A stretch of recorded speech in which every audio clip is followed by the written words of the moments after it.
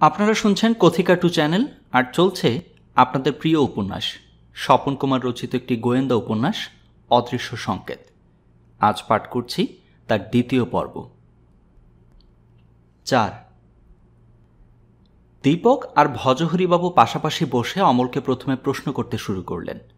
ভজহরিবাবু গোটাকতক সাধারণ প্রশ্ন করবার পর দীপক অমলের দিকে চেয়ে হঠাৎ প্রশ্ন করল, আচ্ছা, আপনি কি বলতে পারেন কাল যখন শব্দ শুনে আপনি ছুটে যান তখন বিনয়বাবু কোথায় ছিলেন?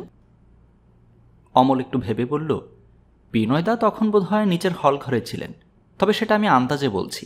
আমি 20 মিনিট আগে ওকে অবশ্য হল ঘরে দেখেছিলাম, তবে সেই সময় উনি কোথায় ছিলেন তা আমি ঠিক করে বলতে পারি না।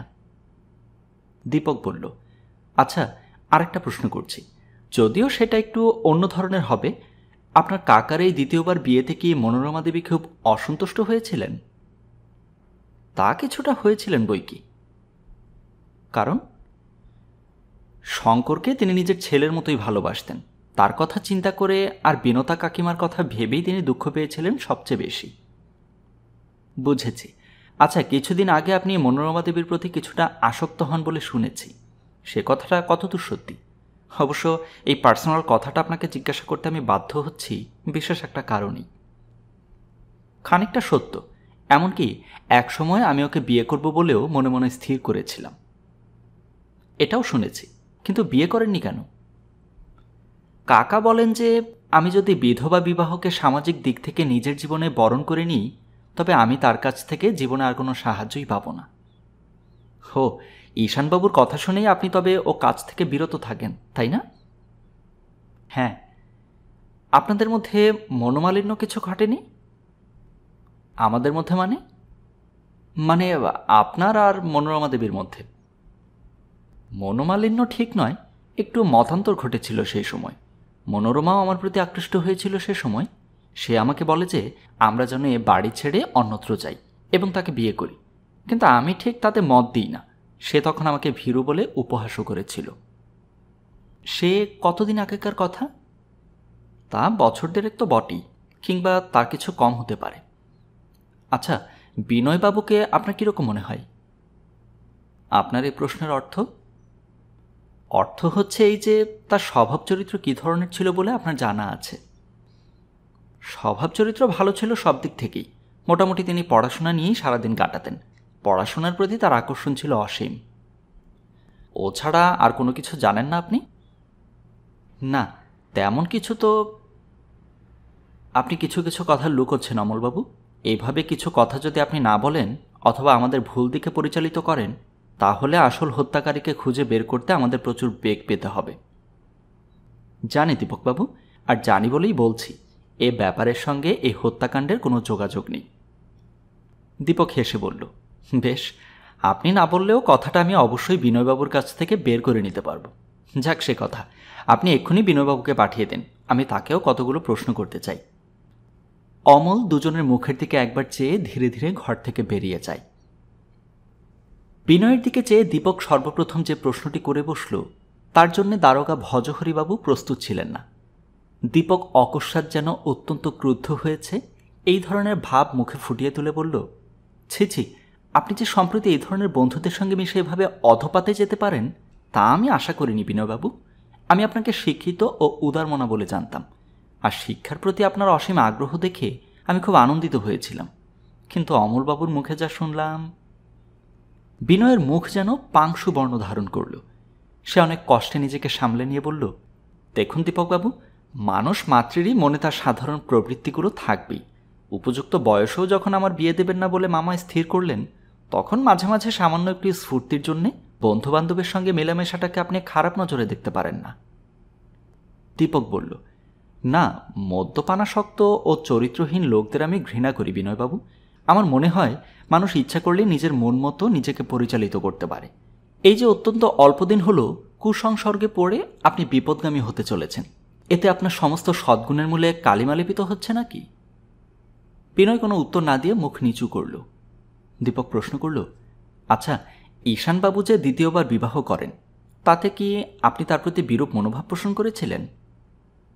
বিনয় বলল, শুধু আমি নয়, অশোক, অমল, মৃতা মনোরমা সকলেই এই ব্যাপারটাতে কম বেশি অসন্তুষ্ট হয়েছিল।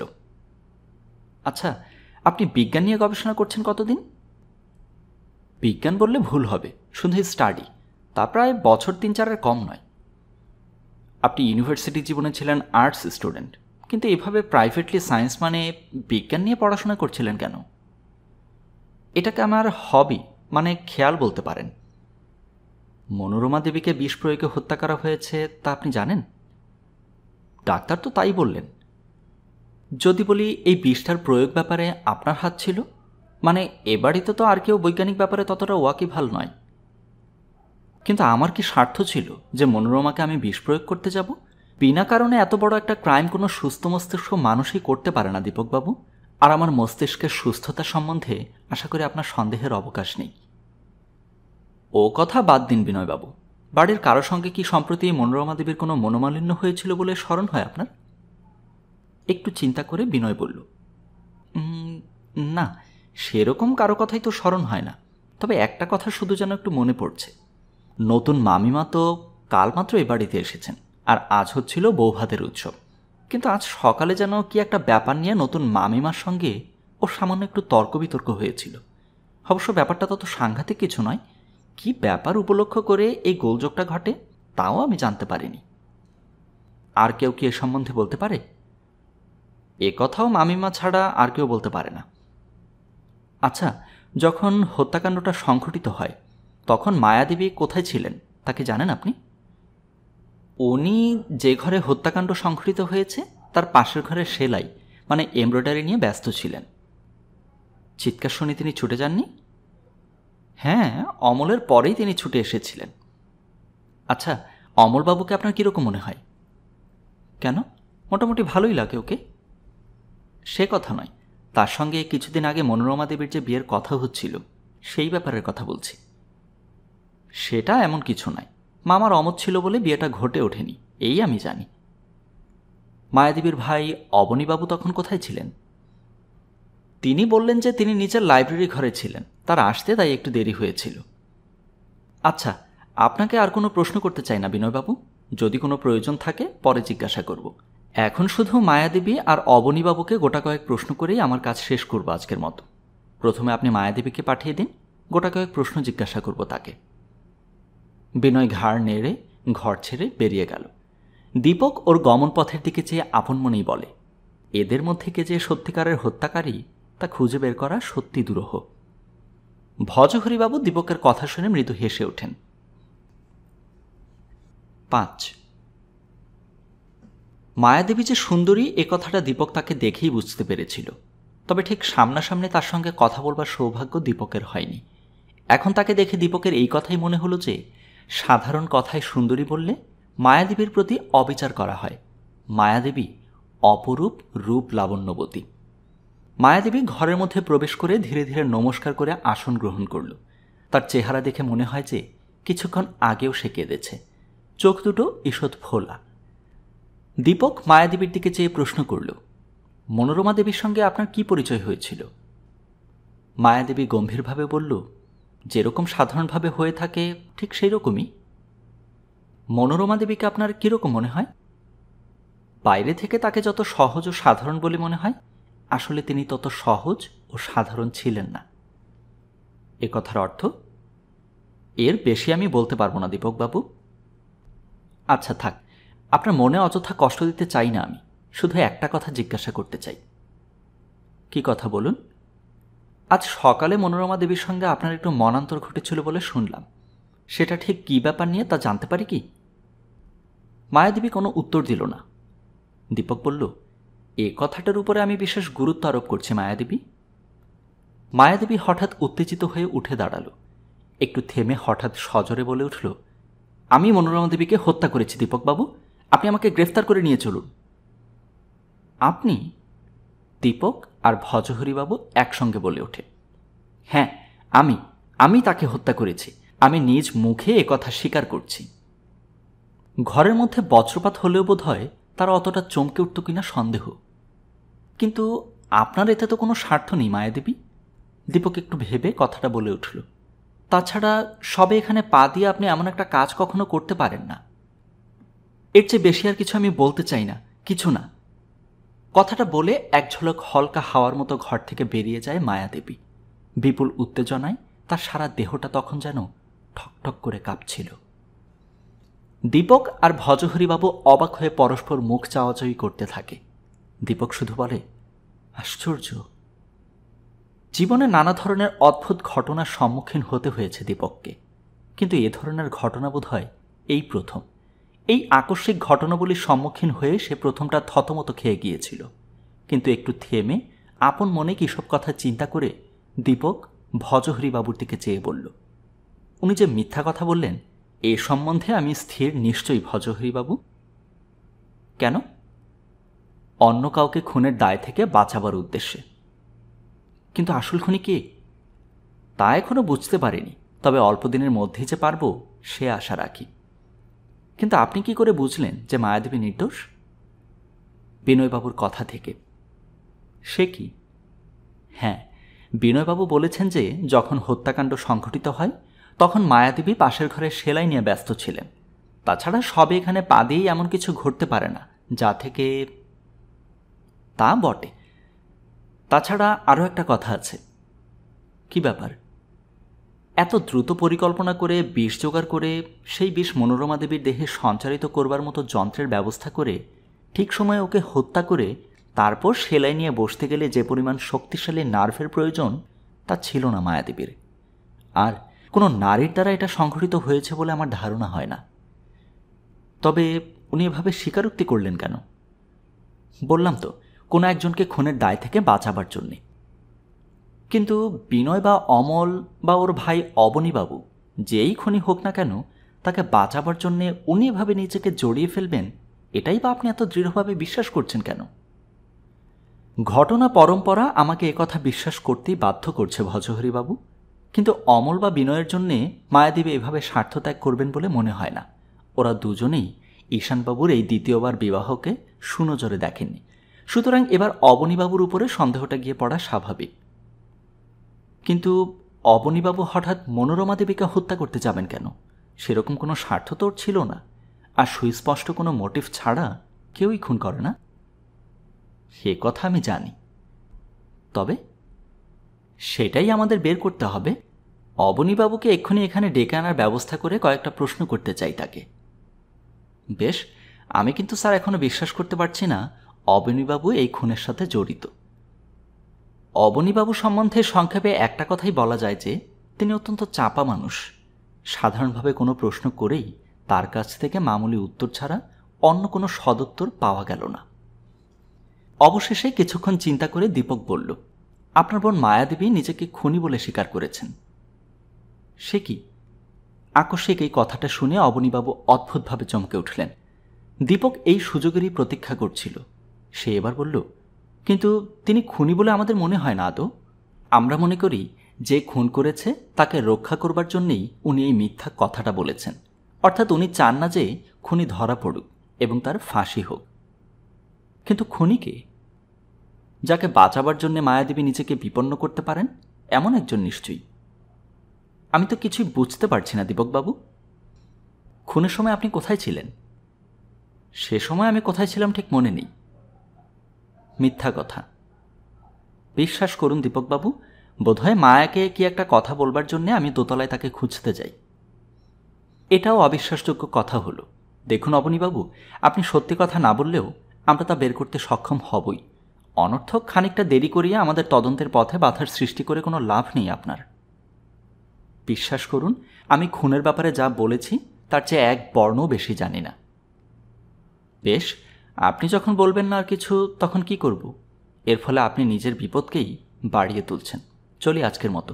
আশা করি আপনি নিজে চিন্তা করে পরে সব কথা আমাদের খুলে বলবেন। দীপক আর কোনো কথা না বলে উঠে দাঁড়ায় বাড়ির দিকে রওনা হবার উদ্দেশ্য নিয়ে।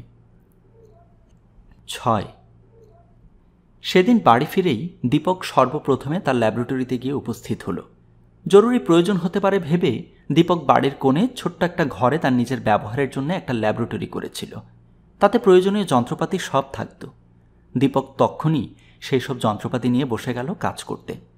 আধ ঘন্টা পরে সে যখন ল্যাবরেটরি থেকে বের হলো, তখন তার মুখে ফুটে উঠেছে সফলতার হাসি।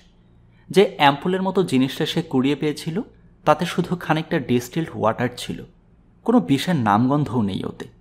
ওটা ওখানে রাখা ছিল শুধু পুলিশকে ভ্রান্ত পথে চালনা করবার উদ্দেশ্যেই। আসল বিষ পূর্ব থেকেই ব্যবস্থা করে অন্যত্র রাখা ছিল। এবার দীপকের তদন্তের পথ অনেকটা সহজ হয়ে এলো।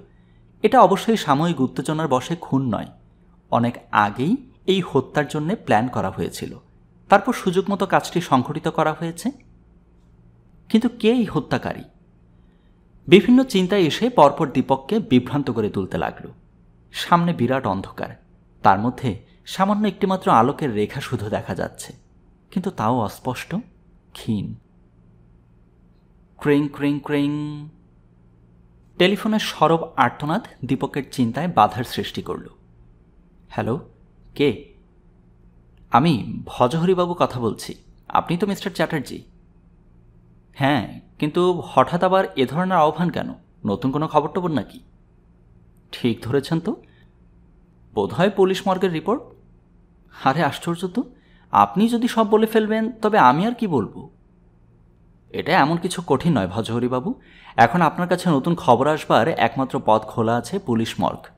এছাড়া আর কোনো পথই তো খোলা নেই আপনার সামনে। ঠিক তাই, মর্গের রিপোর্টে অদ্ভুত একটা জিনিস জানতে পারলাম আমরা।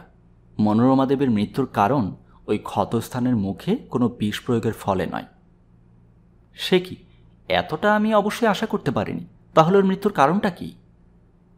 ওর খাবারের সঙ্গে বিষ মিশিয়ে দেওয়া হয়েছিল, সেই বিষেই ওর মৃত্যু হয়েছে।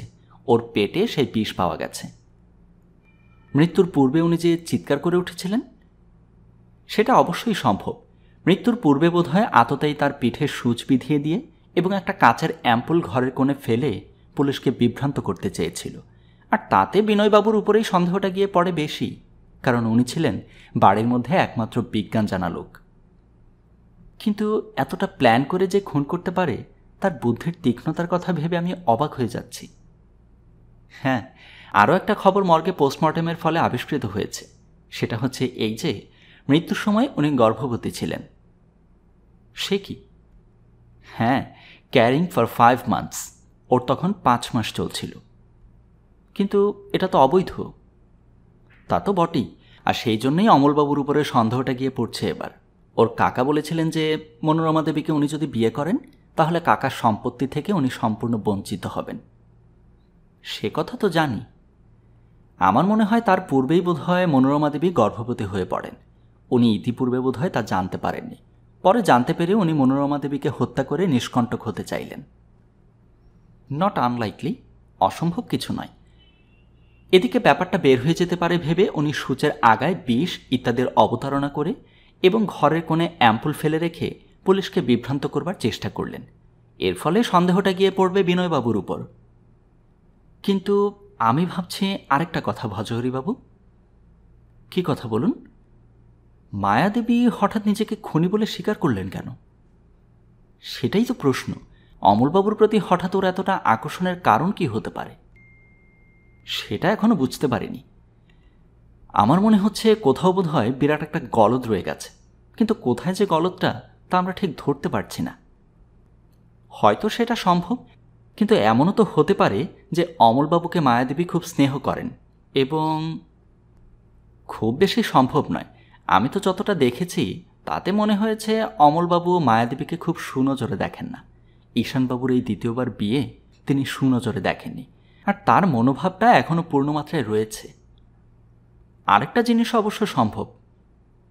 কি ব্যাপার? মায়াদেবী হয়তো কোনো কারণে ধারণা করেছিলেন যে তার ভাই অবনীবাবুই খুনি, তাই ভাইকে বাঁচাবার জন্যে।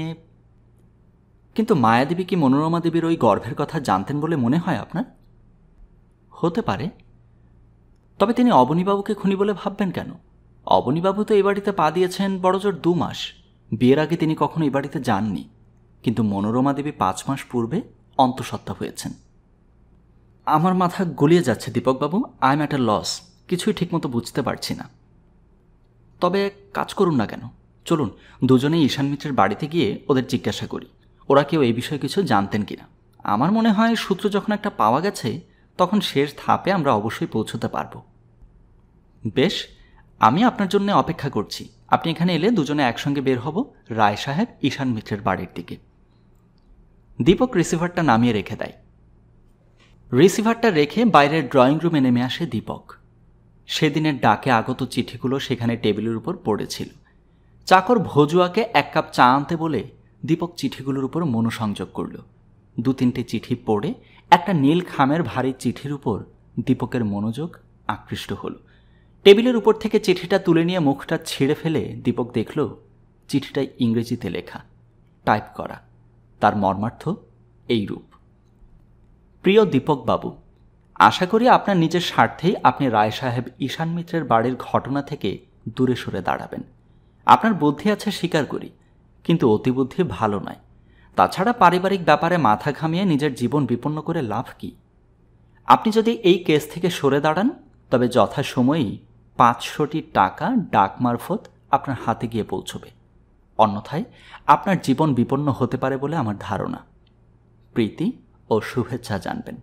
ইতি, আপনার কোনো শুভার্থী। চিঠিখানা পড়ে দীপক বিড়বিড় করে বলে, তাহলে অবশ্যই আমাকে এ ব্যাপারে আত্মনিয়োগ করতে হবে। তখনই সে মোটরে চড়ে বেরিয়ে পড়ে রায় সাহেব ঈশান মিত্রের বাড়ির উদ্দেশ্যে। দ্বিতীয় পর্বের সমাপ্তি এখানেই। কথিকা 2 চ্যানেলের পরিবেশনায় আপনারা শুনছিলেন গোয়েন্দা উপন্যাস স্বপন কুমারের লেখা অদৃশ্য সংকেত। পরবর্তী পর্বটি শোনার আমন্ত্রণ জানিয়ে আজকের মতো বিদায় নিচ্ছি।